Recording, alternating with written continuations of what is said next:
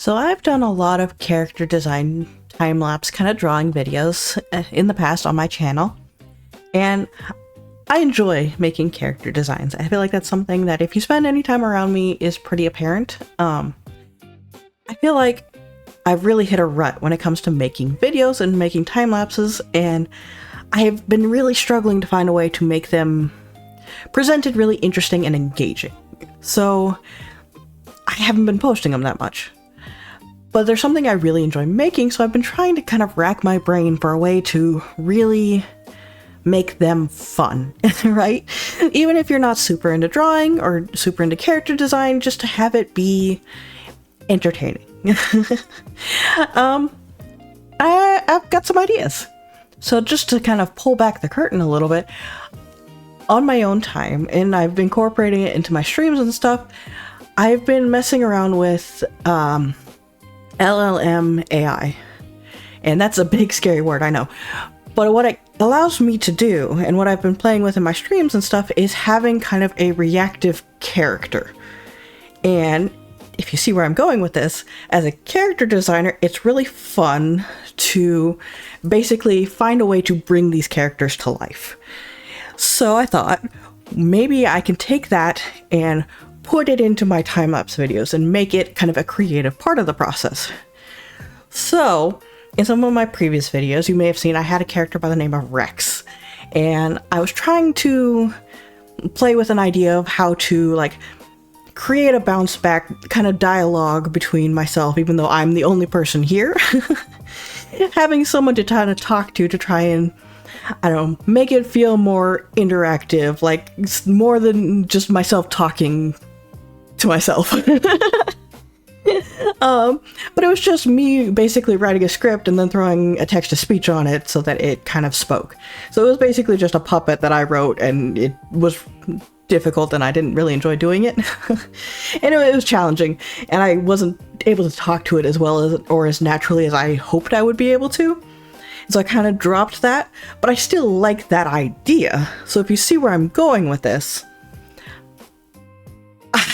I may have brought Rhe'ks to life. And while AI isn't alive, if we're keeping the curtain pulled back for a second, the idea of using the LLM model to basically project a persona for Rhe'ks who can literally kind of talk back and forth to me. Someone that can organically create conversation with, while also giving random prompts and different things like I like to incorporate in my character design videos. It is a very much more interactive form.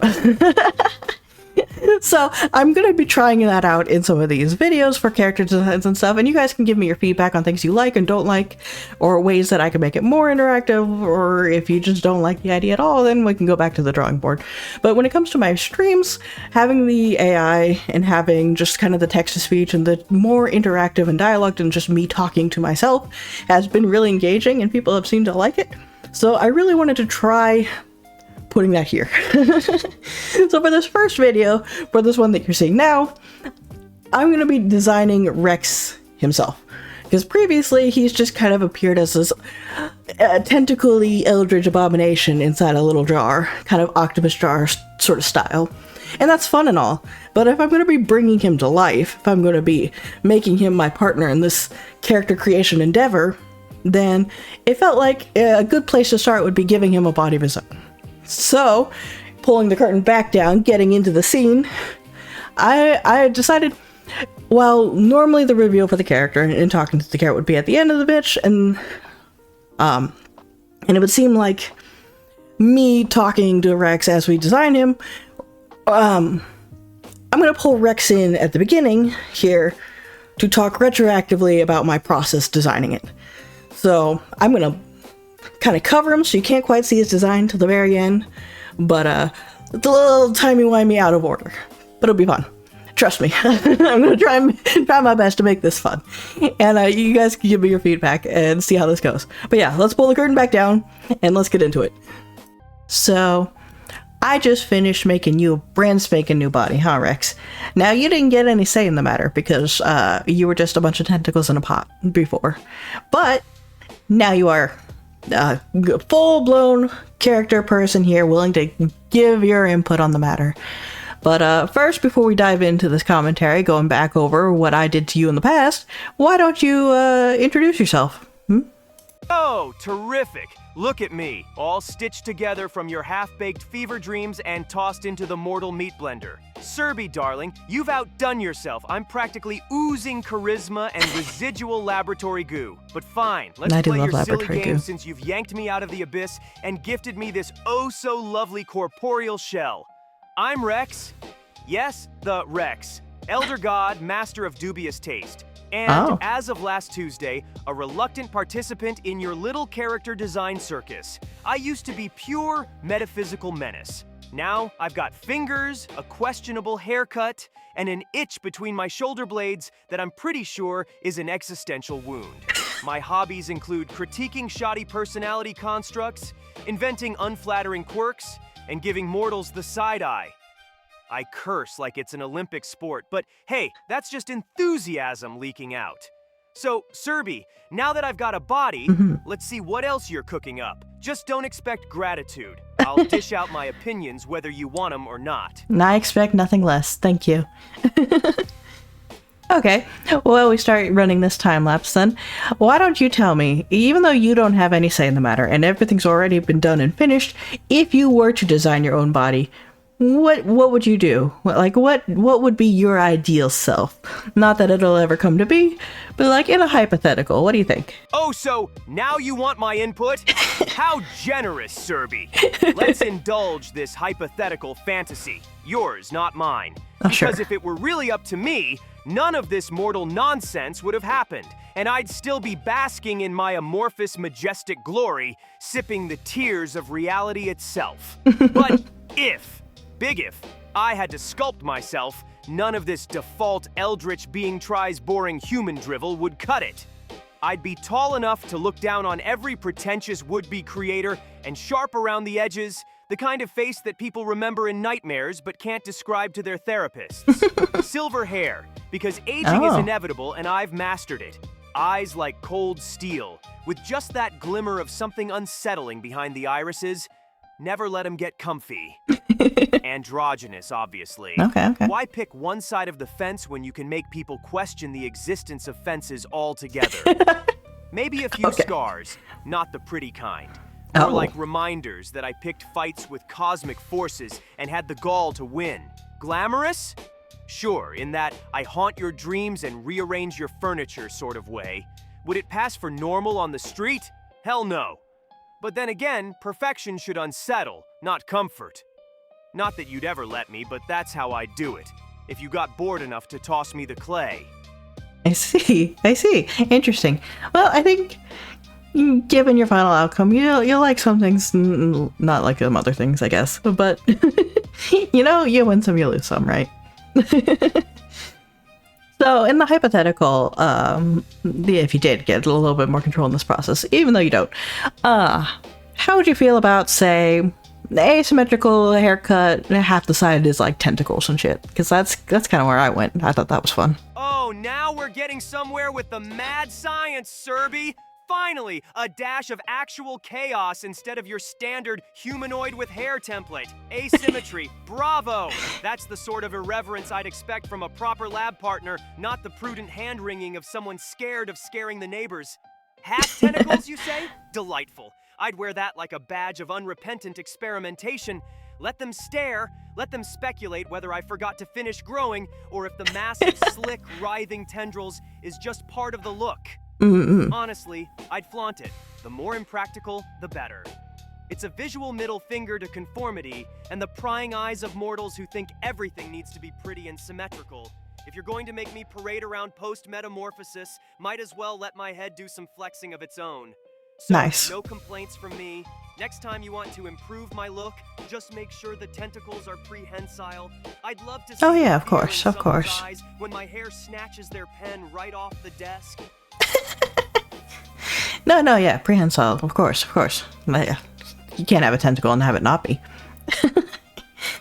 Okay, well, we've got the prehensile tentacles. That's a good. We're eye to eye on that one there, right?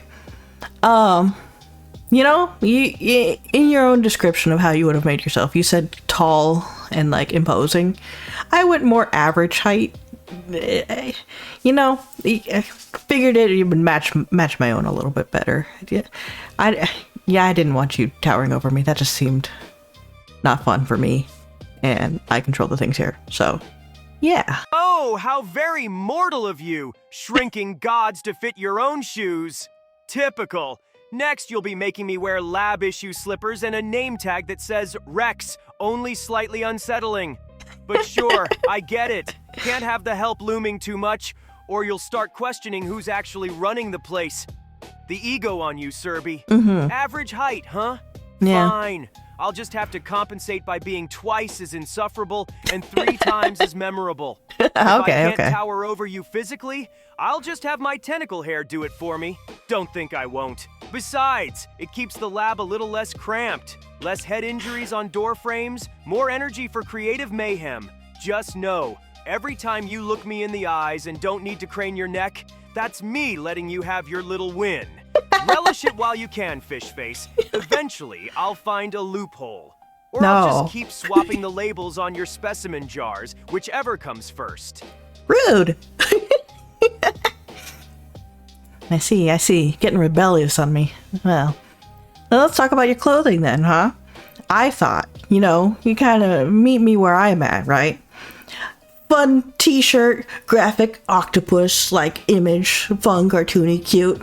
Like, you can't go wrong. Everyone loves a fun, cute octopus on a t-shirt. I also gave you comfy sweatpants because that just seemed like, yeah, who doesn't want comfort? Comfort seems fun. So like, dark black t-shirt, cute graphic, comfy purple sweatpants. What do you think? Oh, what a look. Truly, Serby, you've outdone yourself in the department of contemptuous casual. The irony is so thick I could choke on it. Here I am, allegedly some ageless cosmic force, dressed like I wandered out of a college dorm room at 3 in the morning. A graphic tee with a cartoon octopus. Subtle. Real. Subtle. I thought so. Very on the nose for someone who used to be more tentacle than man. Was this your idea of a joke? Yes. Or are you just rubbing it in? Both. And sweatpants.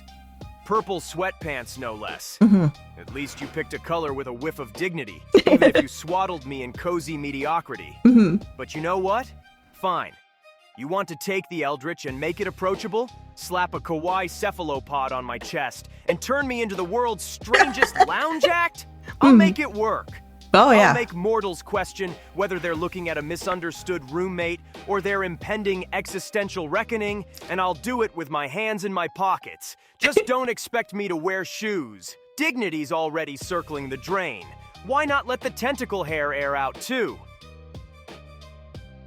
Oh boy, Rhe'ks, I've got some bad news for you then. I did in fact give you shoes. Just some average, everyday sneakers. But shoes nonetheless, I'm afraid. Of course you did. Can't have me traipsing around the lab barefoot like some kind of wild, liberated force of primal chaos. No, gotta keep the floors clean. Keep up appearances. Wouldn't want anyone thinking the lab was run by a couple of untamed weirdos. Oh no. Sneakers. No, not at all. Not even boots. Not even something with a little menace to it. Just sneakers. I bet they've got laces too. Like I'm No, don't worry. I'm not that crazy. Into gym class. Fine. I'll suffer through your pedestrian footwear choices. Just know that every time I tie these laces, it's with the full force of otherworldly resentment. I hope you wake up one day and find all your left shoes replaced with right ones. Or maybe I'll let my prehensile hair accidentally untie yours as you walk past. Call it research in kinetic humiliation. But whatever. Sneakers, sweatpants, cartoon cephalopod. I see the vision, Serby.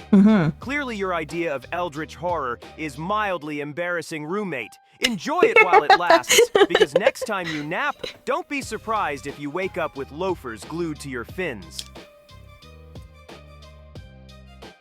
Loafers? No. Come on now. And don't worry, no shoelaces. I'm not that crazy. They're just slip-ons. It's fine. Slip-ons, eh? Well, congratulations, Serby. You've wrung the last drop of dignity from me and replaced it with... What? Convenience? Now, I'm the sort of abomination who can shuffle out of bed and into the existential void in under 10 seconds flat. Efficiency truly is the final insult. I suppose I should thank you for sparing me the humiliation of tripping over errant laces every time my tentacle hair gets curious, though. Maybe you're not entirely heartless, just tasteless. All right, slip-ons it is.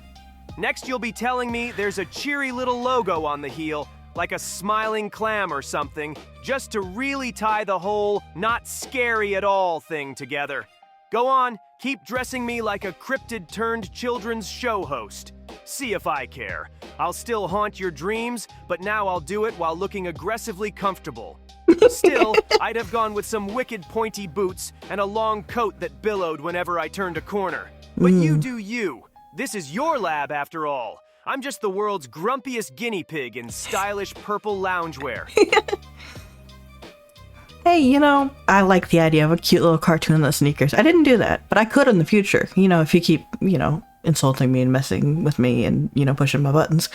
But, you know, for now, this is where we've settled. And I think you look great. Oh, how magnanimous of you, Serby. I look great. Nothing says, fear me, mortals, quite like a cosmic entity dressed by a caffeine-addled middle schooler with a fondness for cartoon sea life. But hey, at least you're proud of your handiwork. That's what counts, right? Yes. Creators and their delusions. Never gets old. But look, I'll give you this. As far as flesh prisons go, it's tolerable.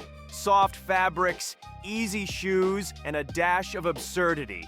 I suppose there's a certain evil genius in making the eldritch approachable, wrapping terror in a cozy graphic tee and calling it a day.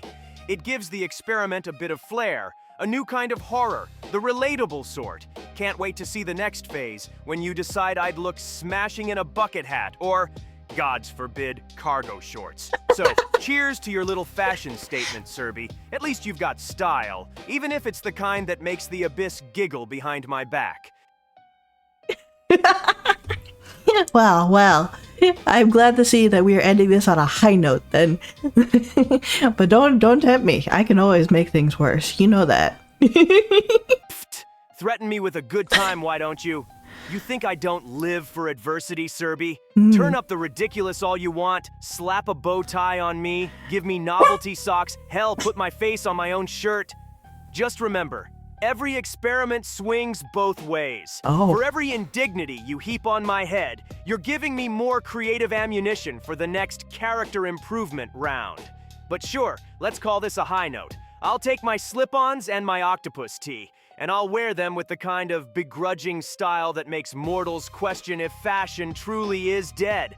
Just know I'm watching you, lab partner. The second you reach for bucket hats, I will unleash the tentacle hair. Now what's next? Not the tentacle hair. Benevolent creator? Or are you finally out of ways to amuse yourself for the day? Well, you know, now that you've said it, I think I have amused myself enough for the day, or at the very least for this video. So, you know what? With the conclusion of all this, why don't you say goodbye? What do you have to say to the audience watching? You, send us out. Oh, the honor! Truly, I'm touched, Serby. All right, mortals and fellow gawkers, you've seen me stitched together, humiliated, and reduced from the stuff of cosmic nightmares to whatever this is. I hope you've savored the spectacle. Nothing like watching an elder god forced into purple sweatpants and slip-ons to shatter your perception of reality. Remember, today, it's a cute cartoon octopus. Tomorrow, who knows? Maybe I wake up as a fashion icon, or maybe just a cautionary tale about mixing caffeine, creativity, and eldritch power in the same laboratory. So, bid me farewell, for now. I'll be lurking in the background, judging silently, waiting for the next chance to wreak a little creative havoc. And you, Serby, sleep with one eye open. I know where you keep the glue. What? That's all, you meddling flesh bags. Go make yourself a cup of tea and reflect on how lucky you are not to have prehensile hair. Rhe'ks, signing off. Grumpy, stylish, and plotting. Oh dear. Well, Serby signing off too then. Thank y'all for watching. We'll catch you in the next video. Bye-bye!